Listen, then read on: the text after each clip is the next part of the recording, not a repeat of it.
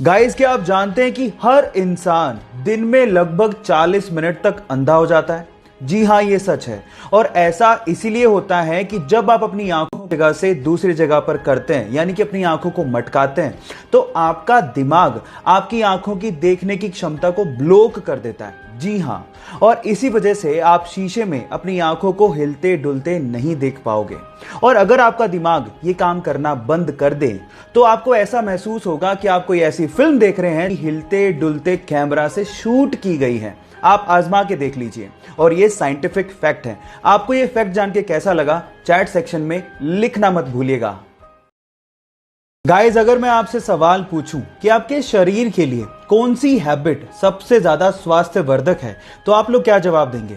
May be आप में से बहुत सारे लोग कहें मेडिटेशन, मे बी वर्कआउट या जिमिंग, लेकिन साइंस कुछ और कहता है। साइंस के हिसाब से दौड़ना यानी कि रनिंग सबसे ज्यादा स्वास्थ्यवर्धक हैबिट है। साइंस ये कहती है कि आप जितना ज्यादा रनिंग करते हैं, रनिंग उससे 3 गुना ज्यादा आपको देती है। इसका मतलब ये हुआ कि अगर आप 1 घंटा रनिंग करते हैं तो आपकी लाइफ 3 घंटे तक यानी कि 3 आवर्स तक बढ़ जाएगी। ये बहुत अमेजिंग चीज है। और इसी के विपरीत अगर आप सिगरेट पीने के आदी हैं तो 1 सिगरेट आपकी लाइफ के 11 मिनट कम कर देती है। अब वो आप पे डिपेंड करता है कि आप लाइफ में ज्यादा जीना चाहते हैं या कम। ये चॉइस आपका है। आपको ये फैक्ट जान के कैसा लगा, चैट सेक्शन में लिखना मत भूलिएगा। एक बार किसी रिपोर्टर ने रतन टाटा जी से सवाल पूछा कि सर, आपके रहते हुए एशिया के सबसे अमीर इंसान मुकेश अंबानी जी क्यों हैं? तो उन्होंने बड़ा ही सुलझा हुआ और दिल छू जवाब दिया। उन्होंने कहा कि हम इंडस्ट्रियलिस्ट हैं और मुकेश अंबानी जी बिजनेसमैन हैं। हम ये नहीं चाहते कि इंडिया इकोनॉमिकल सुपर पावर बने, बल्कि हम ये चाहते हैं कि ये देश, ये इंडिया खुशहाल नेशन बने। और इसी सपने को पूरा करने के लिए रतन टाटा जी अपने पैसों का अधिकतर हिस्सा चैरिटी में डोनेट कर देते हैं। आपको रतन टाटा जी का यह ख्याल सुन के कैसा लगा, चैट सेक्शन में लिखना मत भूलिएगा। अगर आपका मोबाइल पानी से भीग जाए और आप ये बात सर्विस सेंटर वाले को ना भी बताएं तो भी उसे देखते ही अंदाजा लग जाता है कि आपका मोबाइल पानी से भीगा है।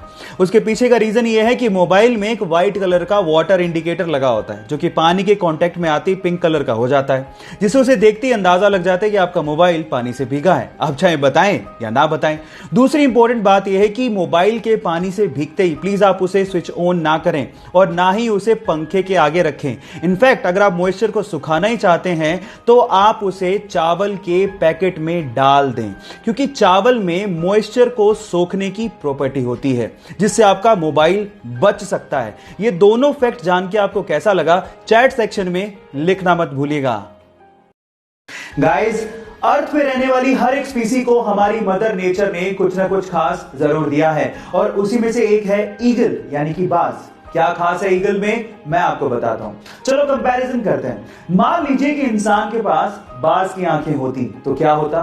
तो होता कुछ यूं कि इंसान 10वीं मंजिल से नीचे सड़क पे चलती हुई एक चींटी को भी, जी हां, एक चींटी को भी बड़े आसानी से साफ साफ देख पाता।